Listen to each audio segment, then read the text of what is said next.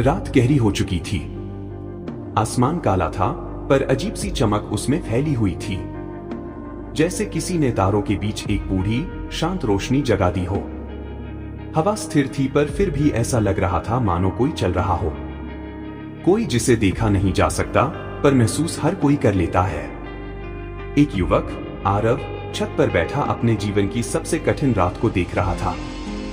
उसके हाथ कांप रहे थे, दिल थका हुआ था और आंखें इतनी बोझिल जैसे वर्षों से रो रही हो। आज वह टूट चुका था। शायद आप भी उसे जानते हो, क्योंकि वह कोई अनोखा व्यक्ति नहीं था। वह वही इंसान था जो बाहर से मजबूत दिखता है, पर अंदर से हर दिन थोड़ा थोड़ा गिरता जाता है। उसे लगा अब बस, अब मैं नहीं कर सकता, अब और नहीं। उसी क्षण एक हवा चली, नरम, ठंडी, शांत, जैसे कोई आकर उसके सिर पर हाथ फेर गया हो। और तभी आरव को लगा जैसे किसी ने उसके कान में कहा, सुनो आत्मन। वह चौंक गया, चारों तरफ देखा, कोई नहीं, पर आवाज पूरी ब्रह्मांड जितनी पुरानी थी। वह आवाज महादेव की थी। अध्याय 1। जब पहली बार आरव से महादेव बोले, हवा और भारी हो गई। छत की रेलिंग के पास हल्का सा कंपन महसूस हुआ। आरव उठ खड़ा हुआ, डर से, हैरानी से, पर भीतर एक अजीब सी शांति के साथ। फिर वही आवाज आई, धीमी पर सीधी आत्मा में उतर जाने वाली। तुम सोचते हो तुम अकेले हो पुत्र? जो आंसू तुम्हारी पलकों से गिरते हैं, उन्हें सबसे पहले मैंने देखा है। आरव की आंखें फैल गईं। आवाज फिर बोली, जिन घावों को तुम छुपाते फिरते हो, उनकी पीड़ा भी तुम्हारे भीतर उठने से पहले मेरे भीतर उठती है। आरव के हाथ कांप गए। वह बुदबुदाया, महादेव, क्या यह आप? आकाश थोड़ा प्रकाशमान हुआ, बादल हल्के से चमके, हवा एकदम शांत हो गई। और यही शांति उसका उत्तर थी। अध्याय 2। आरव का टूटना। आरव ने अपने भीतर का सारा दर्द खोल दिया। महादेव, अगर सच में आप सुन रहे हैं तो बताइए, क्यों मेरा जीवन ऐसा है? क्यों मैं जितना ठीक होता हूं उतना ही ज्यादा टूट जाता हूं? क्यों हर वो इंसान जिसे मैं दिल से चाहता हूं मुझसे दूर चला जाता है? मैं इतना बुरा क्या हूं? कहते कहते उसका गला भर गया। उसके शब्दों में वर्षों का बोझ था, धोखे, थकान, अकेलापन, संघर्ष। एक लंबी खामोशी पसर गई। फिर महादेव बोले, तुम्हारा दर्द तुम्हारी गलती नहीं है। आरव स्तब्ध। तुम्हारी नरमी ही तुम्हारी ताकत है। लेकिन दुनिया अक्सर नर्म दिलों को परीक्षा देती है। यह सुनकर आरव बैठ गया, क्योंकि उसके भीतर कुछ टूट कर गिरा और साथ ही कुछ जुड़ भी गया। अध्याय 3। महादेव उसे उसके अतीत का दर्पण दिखाते हैं। आकाश का रंग बदलने लगा, हल्का नीला, फिर हल्का सुनहरा। महादेव बोले, आत्मन, तुम्हें लगता है ये पहली बार है जब तुम टूटे हो?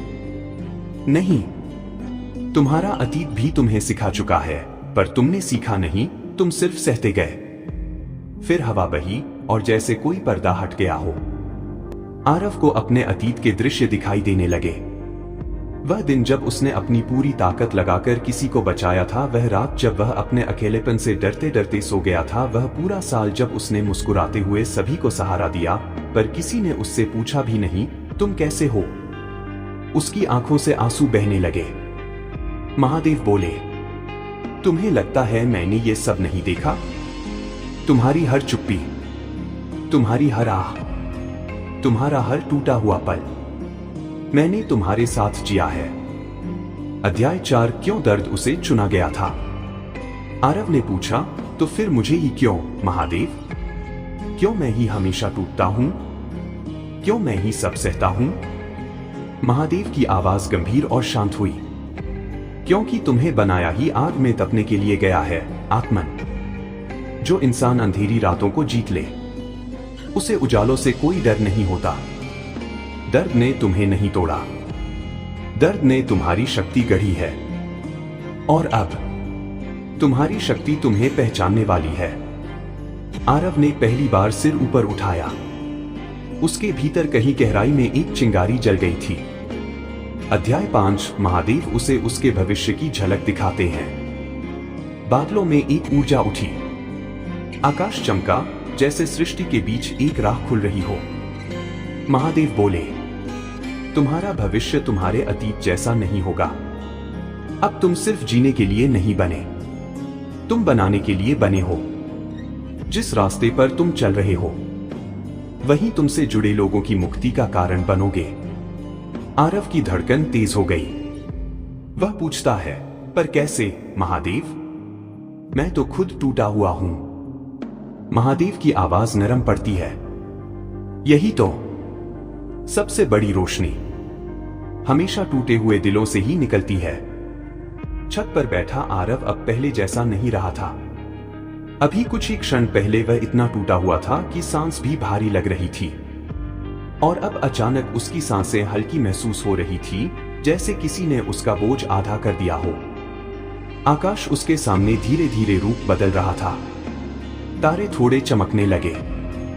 हवा स्थिर थी, पर उसमें एक दिव्य स्पर्श था। महादेव बोले, क्या तुम्हें लगता है कि तुम आज अचानक मेरे सामने आए हो?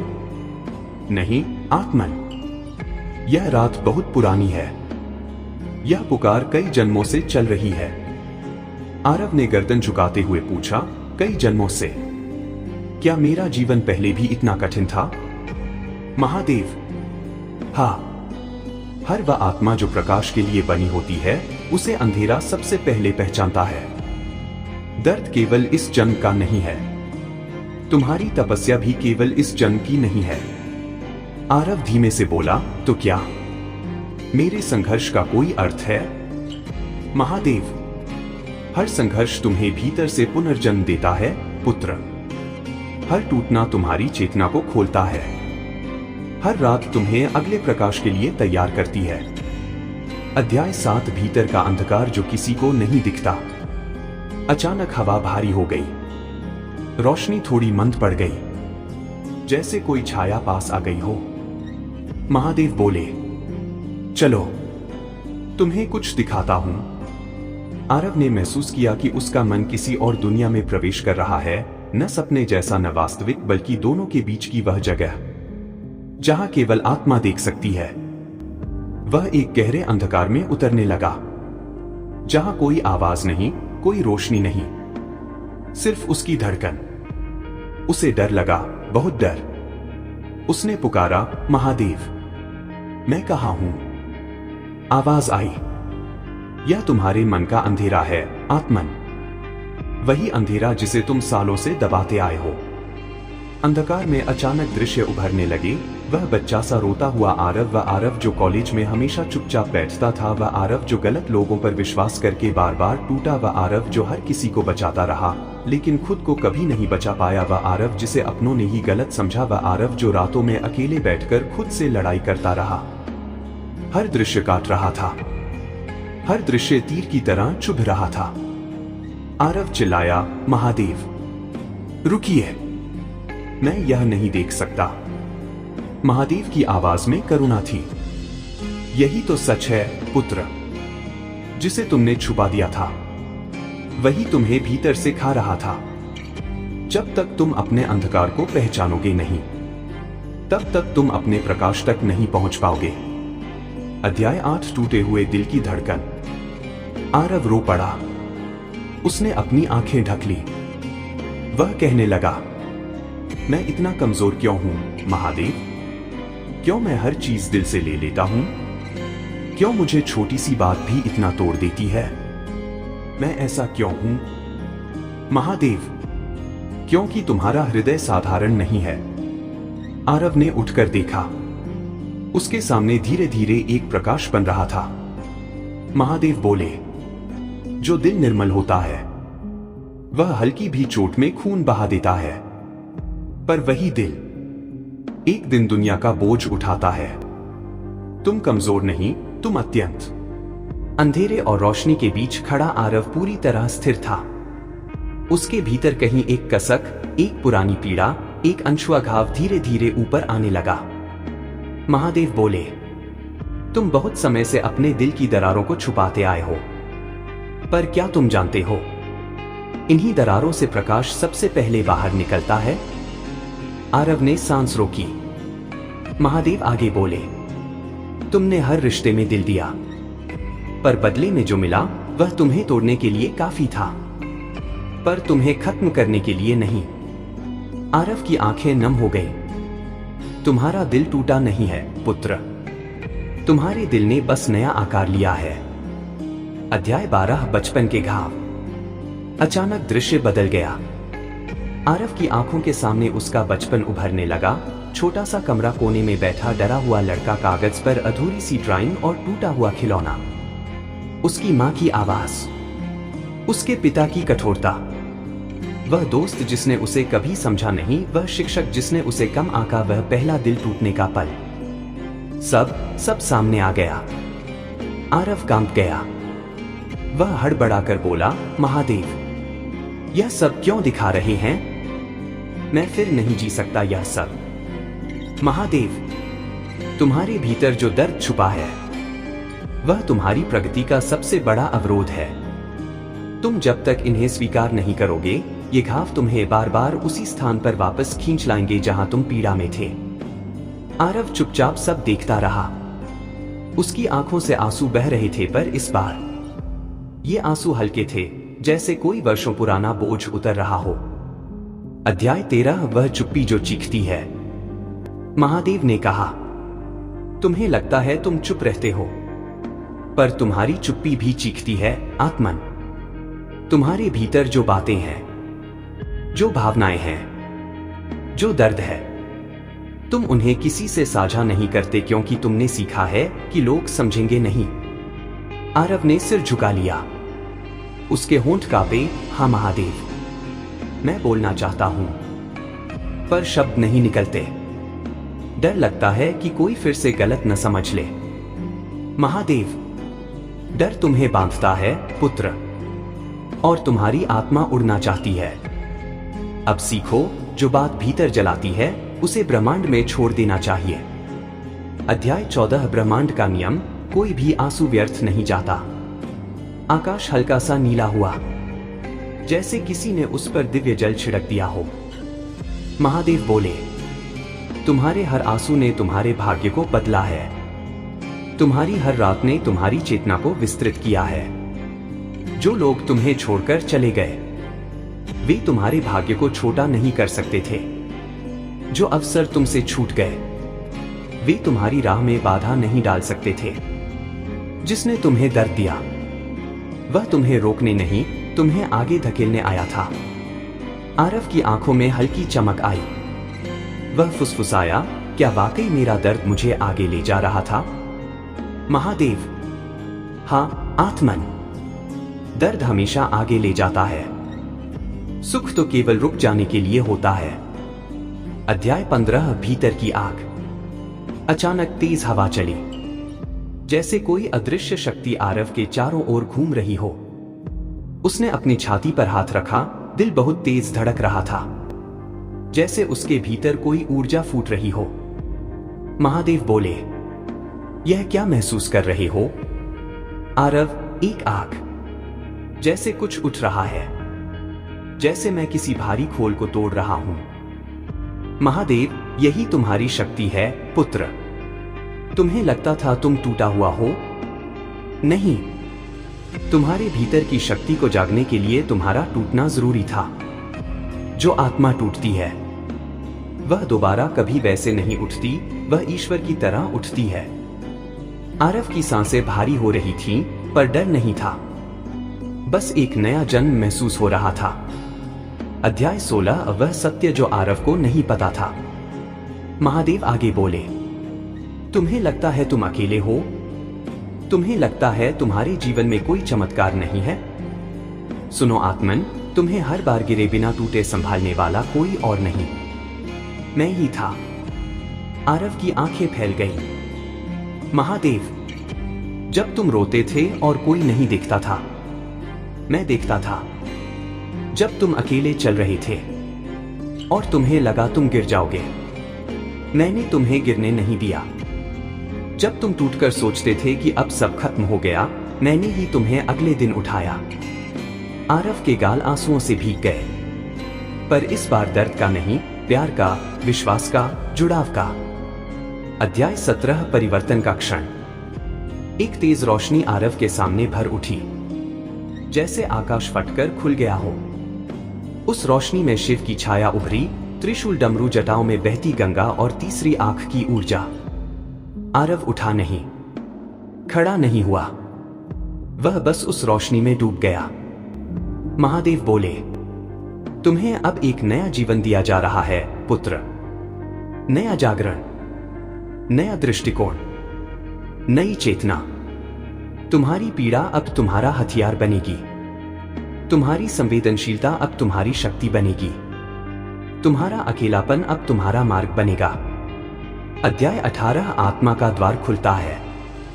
आकाश में अचानक एक लंबी, चकाचौंध कर देने वाली किरण जाग उठी।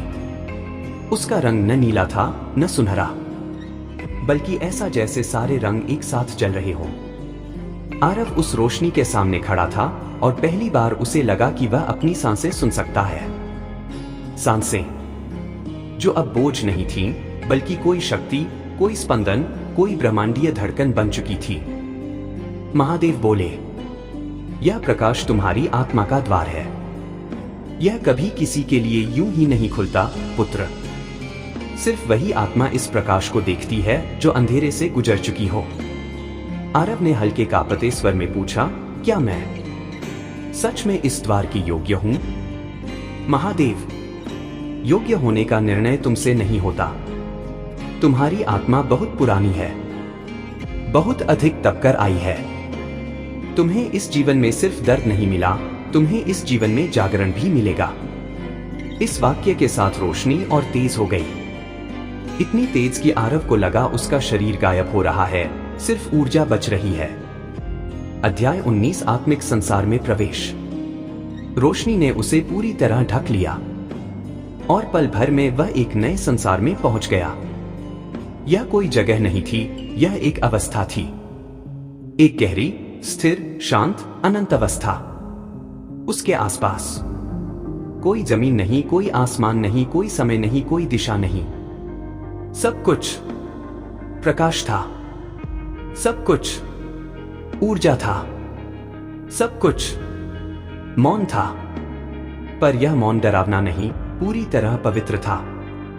आरव ने पूछा, महादेव, मैं कहाँ हूं? महादेव, यह तुम्हारी आत्मा का मूल स्थान है। वह स्थान जहां तुम जन्म लेने से पहले थे, वह स्थान जहां तुम मरने के बाद लौटोगे, वह स्थान जहां तुम्हारी असली पहचान छुपी है। आरव चारों ओर देखने लगा, लेकिन वहां देखने के लिए कुछ नहीं था। फिर भी उसे सब महसूस हो रहा था। अध्याय 20 आत्मा का असली स्वरूप। अचानक प्रकाश में एक आकृति बनी, धीमी, धुंधली, पर दिव्य।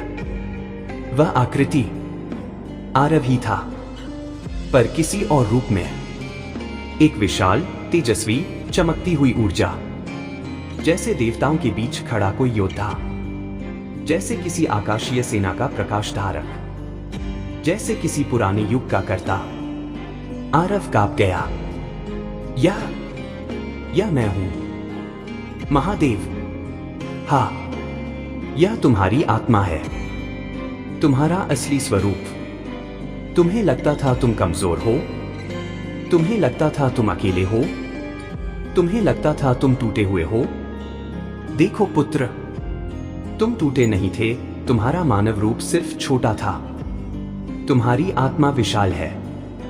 आरव ने अपने ही दिव्य रूप को देखा और उसके भीतर कुछ पिघल गया, कुछ भर गया, कुछ जाग गया। अध्याय 21 पूर्व जन्मों का रहस्य। आरव ने पूछा, क्या मैं पहले भी ऐसा था? क्या मैं पहले भी संघर्ष करता था? महादेव, तुम्हारी आत्मा ने कई जन्म जिए हैं पुत्र। हर जन्म में तुमने कुछ सीखा है, फिर महादेव ने उसके पूर्व जन्मों की लहरें दिखाई। रात और गहरी हो चुकी थी, लेकिन तत्वानंद की आंखों में नींद दूर दूर तक नहीं थी। गुफा के बाहर हवाएं रुक चुकी थी। चारों ओर बस वही शून्य, वही सन्नाटा, वही गहराई, जिसके भीतर अपनी ही आवाज भी किसी और की प्रतीत होती थी। लेकिन इस बार तत्वानंद अकेले नहीं थे। उनके भीतर हलचल थी, अच्छाई और बुराई की नहीं, बल्कि स्वीकार और अस्वीकार की। क्योंकि उन्होंने पहली बार अपने जीवन का सबसे कठिन सत्य सुना था कि हर इंसान अपने भीतर एक छुपा हुआ अंधकार लेकर चलता है। लेकिन आज उस अंधकार का सामना उन्हें करना था महादेव की इच्छा से। गुफा के भीतर अग्नि का प्रज्वलित होना। अचानक गुफा की मध्य भूमि में स्वयं अग्नि प्रकट हुई। किसी ने उसे जलाया नहीं, उसका कोई स्रोत नहीं दिख रहा था, वह बस प्रकट हो गई थी। अग्नि की लौ बहुत ऊंची नहीं थी, लेकिन उसके भीतर से उठती आभा मानो किसी अदृश्य शक्ति का बुलावा थी। तभी महादेव की गंभीर, गहरी और आकाश जितनी व्यापक आवाज गूंजी, आत्मन, तेरी अगली परीक्षा इसी अग्नि में छिपी है। तत्वानंद ने हाथ जोड़ दिए, माथा भूमि को छू गया। भोलेनाथ, कौन सी परीक्षा? फिर वही शांत, अहंकार रहित, ब्रह्मांड जैसी विशाल आवाज, तुझे अपने अतीत का सामना करना होगा, जिसे तूने दबाया, जिसे तूने भुलाया, जिससे तू भागता रहा। आज वही तुझे सामने आएगा। तत्वानंद कांप गए। दिल की धड़कन मानो कानों के भीतर जोर जोर से गूंजने लगी। क्या मैं तैयार हूं, प्रभु? जब कोई पूछता है कि वह तैयार है या नहीं, वहीं से उसकी तैयारी शुरू होती है। अग्नि में अतीत के दृश्य प्रकट होना। अचानक अग्नि की लपटें फैलने लगी। उनका रंग नारंगी से बदलकर हल्का नीला, फिर गहरा काला हो गया और अग्नि के भीतर दृश्य बनने लगे। पहला दृश्य तत्वानंद का बचपन, जहां वह अकेले बैठे अपने पिता के लौटने का इंतजार कर रहे थे। उनकी मां दरवाजे पर खड़ी थी, थकी हुई, बिखरी हुई, लेकिन हमेशा की तरह उम्मीद से भरी। पिता शराब के नशे में आए और घर में वही शोर, वही गाली गलौज, वही डर, वही टूटा हुआ बचपन। तत्वानंद के हाथ कांप गए। उन्होंने आंखें बंद कर ली। प्रभु, यह मैं दोबारा नहीं देख सकता। महादेव की आवाज धीमी लेकिन बेहद सौम्य, आत्मन, दर्द दोबारा महसूस करना उसे मिटाने का पहला कदम है। अगला दृश्य उनका युवा होना। एक लड़की जिससे वह प्रेम करते थे, जिसे उन्होंने हर सुख देने की कसम खाई थी, परंतु वही लड़की किसी और के साथ चली गई। झूठे वादे, टूटे विश्वास, टूटी आत्मा, सब दोबारा सामने था। तत्वानंद ने चीख दबा दी। ये सब क्यों दिखा रहे हैं प्रभु? क्योंकि तू उन घावों को लेकर आज भी जी रहा है, और जिस घाव को अपनाया नहीं जाता वह जीवन को नियंत्रित करने लगता है।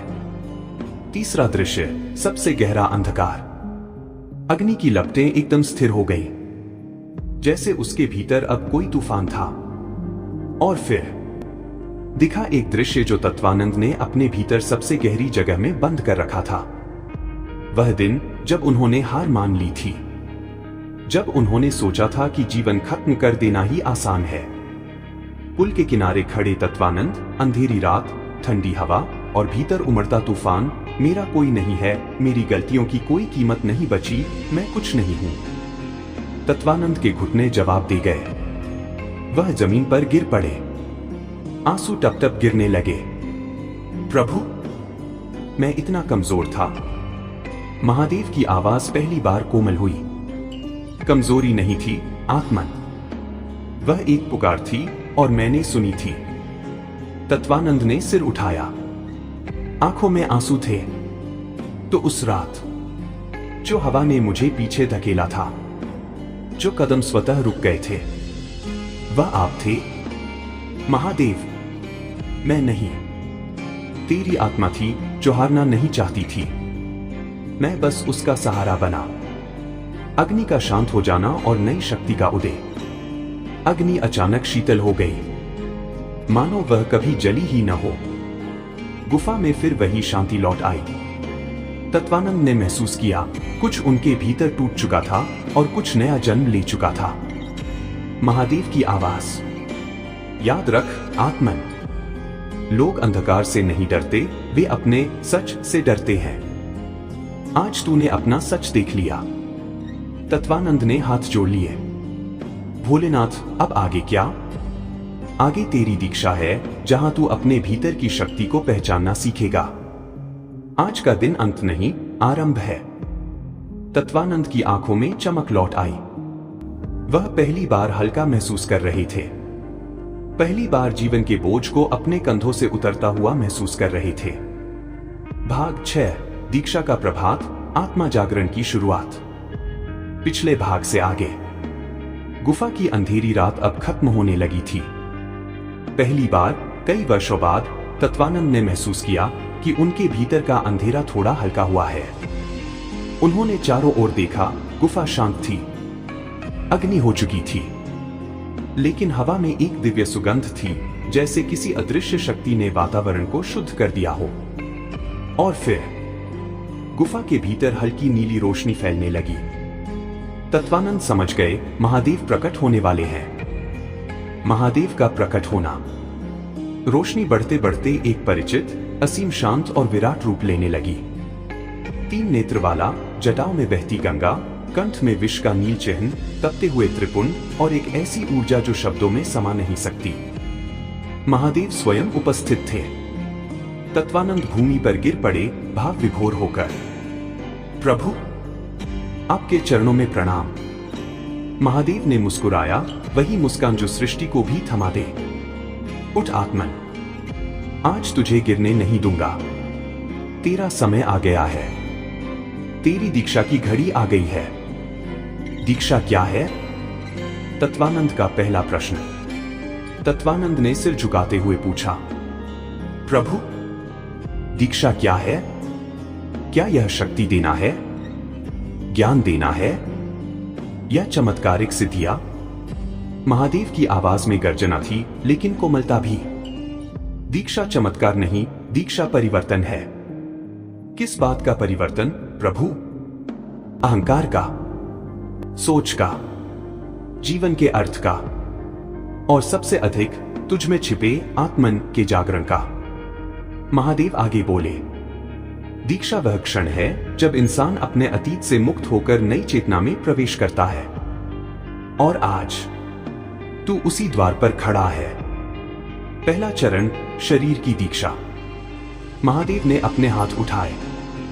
गुफा के मध्य में धीमी पीली रोशनी फैलने लगी। शरीर तेरी पहली सीमा है और पहली शक्ति भी। लेकिन अधिकांश लोग अपने शरीर का बोझ ढोते हैं, उसका उपयोग नहीं करते। तत्वानंद ने ध्यान से सुना। आज से तेरा शरीर उपासना का साधन होगा। तुझे इसे नया जन्म देना होगा। उसी क्षण रोशनी तत्वानंद के चारों ओर लिपट गई, जैसे किसी ने उनकी थकान, उनका दर्द, उनका बोझ धीरे धीरे खींचकर निकाल लिया हो। तत्वानंद की सांसें शांत हो गईं। शरीर हल्का, दिल स्थिर, मन निर्विकल्प। यह पहली बार था जब वह बिना घावों के, बिना तनाव के, बिना बोझ के सांस ले पा रहे थे।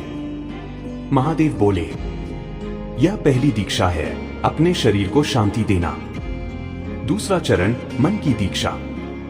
महादेव ने अपना त्रिशूल भूमि में स्थापित किया और त्रिशूल की नोक से 3 नन्ही दिव्य लपटें उठी, पीली, नीली और सफेद। महादेव बोले, तेरा मन 3 पर आधारित है, स्मृति, कल्पना और वर्तमान। स्मृति तुझे पीछे खींचती है, कल्पना तुझे भ्रम में डालती है, और वर्तमान तुझे मुक्त करता है। तत्वानंद के कानों में ये वाक्य गूंजते रहे। महादेव आगे बोले, आज से तुझे अपने मन को अतीत और भविष्य से मुक्त करना होगा। मन का स्वामी तू होगा, गुलाम नहीं। तभी एक दिव्य शक्ति तत्वानंद के मस्तिष्क में प्रवाहित हुई, जैसे किसी ने पुराने विचारों की धूल झाड़ दी हो। उनके भीतर एक नई स्पष्टता उत्पन्न हुई। वह पहली बार अपने विचारों के मालिक जैसे महसूस कर रहे थे। तीसरा चरण, आत्मा की दीक्षा। दीक्षा पूरी हो चुकी थी। गुफा की हवा अब वैसी नहीं रही थी। वह किसी साधारण स्थान की हवा नहीं, बल्कि किसी ऐसे लोक की ऊर्जा ले रही थी जहां सृष्टि के नियम साधारण मनुष्य की समझ से परे होते हैं। तत्वानंद के भीतर अब एक गहन स्थिरता थी। आंखें गहरी हो चुकी थीं, चेहरा शांत, और सांसों का प्रवाह ऐसे था जैसे कोई अनंत समुद्र धीरे धीरे बह रहा हो। लेकिन दीक्षा का अर्थ केवल शांति नहीं होता। दीक्षा के बाद कर्तव्य आता है। और आज तत्वानंद वही कर्तव्य सुनने वाले थे जो उनके जीवन को जड़ से बदल देगा। महादेव का गंभीर स्वर, आदेश का आरंभ। महादेव ने त्रिशूल उठाया और उसे गुफा के बाहर की ओर इंगित किया। उनकी आंखों में अब वह करुणा नहीं थी जो तत्वानंद ने पहले देखी थी। अब वहां निर्णय था, ताकत थी, और एक ऐसा आदेश जिसे सुनकर किसी भी साधक की आत्मा कांप सकती थी। महादेव बोले, आत्मन, दीक्षा के बाद तेरी पहली परीक्षा है कर्म, और आज से तेरा कर्म बदलने वाला है। तत्वानंद ने सिर झुका दिया। प्रभु, मैं तैयार हूं। महादेव ने कहा, कर्म दुनिया को बदलने का नहीं होता। कर्म अपने भीतर की दुनिया बदलने का होता है। पहला आदेश, लौटकर वहीं जाओ जहां तू टूटा था। तत्वानंद का दिल एक क्षण के लिए रुक गया। महादेव बोले, हर मनुष्य अपने दर्द से भागना चाहता है, लेकिन सच्ची मुक्ति वही पाता है जो अपने घावों को वहीं जाकर भरता है जहां वे लगे थे। तत्वानंद की आंखें फैल गईं। प्रभु, क्या मैं वापस उसी जगह जाऊं? हाँ, महादेव का स्वर अटल था। तू अपने गांव वापस जाएगा, उन्हीं लोगों के बीच जिन्होंने तुझे चोट दी, जिन्होंने तुझे गलत समझा, जिन्होंने तुझे अकेला छोड़ा। तत्वानंद का हृदय भारी हो गया। वह गांव, वह लोग, वह दर्द, वह सब उनके जीवन की सबसे गहरी खाई थी।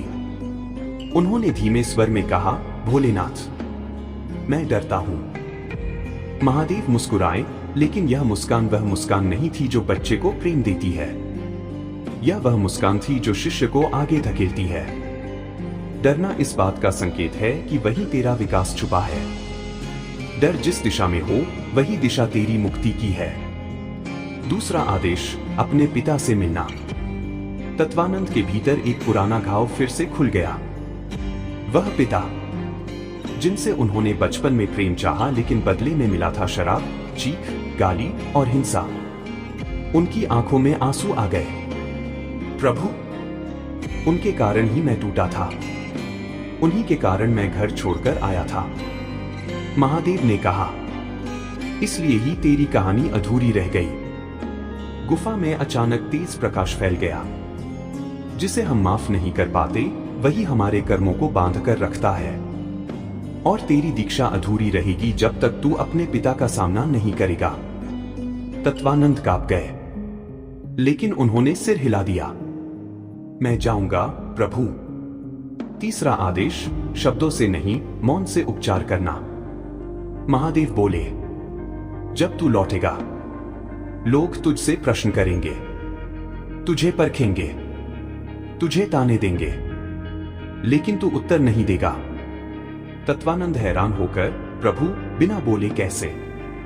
महादेव, मौन वह उत्तर है जिसे कोई भी पराजित नहीं कर सकता। एक क्षण के लिए महादेव चुप हो गए, फिर बोले, जब तेरे भीतर प्रकाश हो तो शब्दों की आवश्यकता नहीं होती। तेरा मौन ही तेरी पहचान बन जाएगा। तत्वानंद ने यह वाक्य अपने हृदय पर उतार लिया। चौथा आदेश, एक आत्मा को बचाना।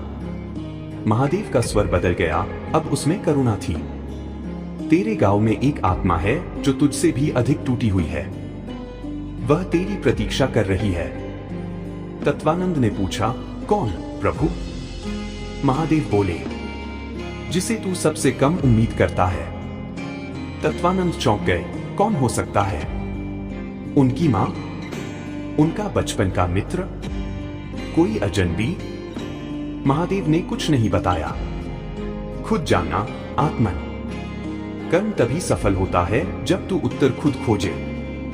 पांचवा और सबसे महत्वपूर्ण आदेश, अपना उद्देश्य पहचानना। महादेव ने अपना हाथ तत्वानंद के सिर पर रखा।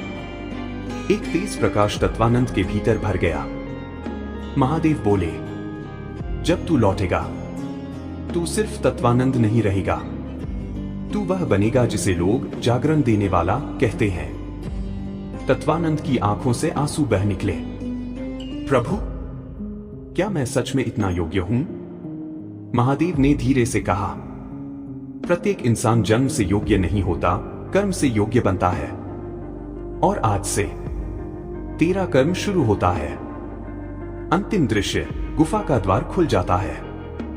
गुफा के बाहर पहली बार सूरज की किरणें पहुंची, जैसे प्रकृति स्वयं कह रही हो, अब जा, तेरा मार्ग तैयार है। महादेव धीरे से बोले, जा आत्मन, तेरा घर तेरी प्रतीक्षा में है। उन घावों को भरने जा जिन्हें तूने वर्षों से ढोया है। अब भागना नहीं, सामना करना है। तत्वानंद ने पलटकर आखिरी बार देखा। महादेव मुस्कुरा रहे थे।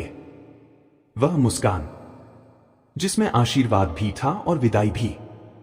तत्वानंद ने कदम बढ़ाए, पहचान की ओर, कर्तव्य की ओर, मुक्ति की ओर।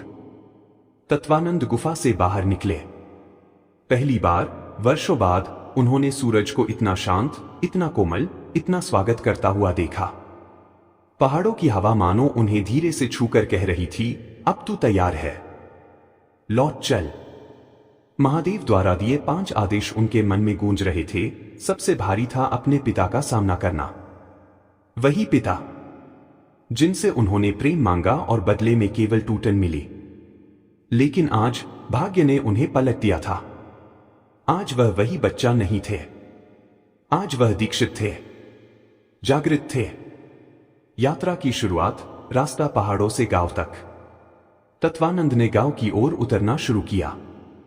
पहाड़ नीचे जा रहा था, रास्ता संकरा, हवा तेज और हर मोड़ जैसे किसी याद को खरोंच देता था।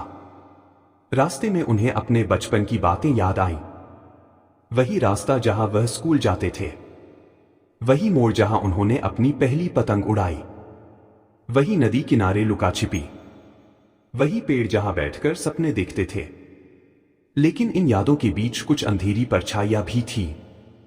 पिता का रात में गाली देना, मां का चुपचाप रोना, उनका डर, उनकी भागने की इच्छा, और फिर वह दिन जब उन्होंने सब छोड़ दिया था।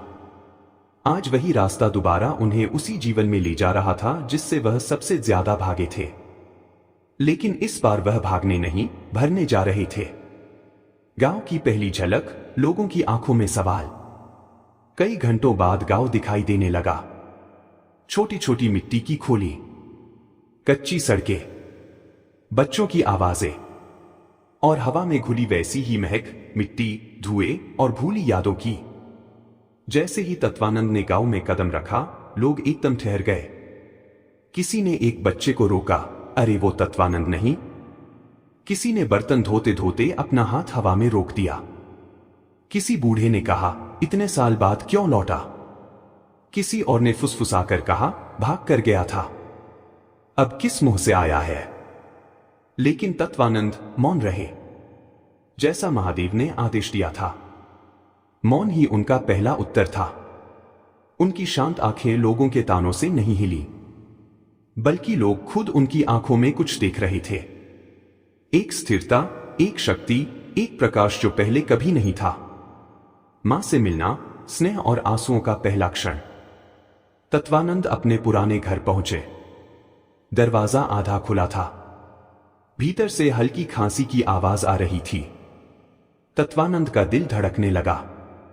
वे धीरे धीरे अंदर गए और उन्हें अपनी मां दिखी, धूप में बैठी, सुई धागा हाथ में लिए, कंगाल परिस्थितियों में भी खुद को संभालने की कोशिश करती हुई। तत्वानंद ने धीरे से कहा, मां। उनकी मां ने जैसे सब कुछ सुन लिया, जैसे यह आवाज सालों से उनके दिल में गूंज रही थी। उन्होंने सिर उठाया, तत्वानंद को देखा और अगले ही क्षण उनकी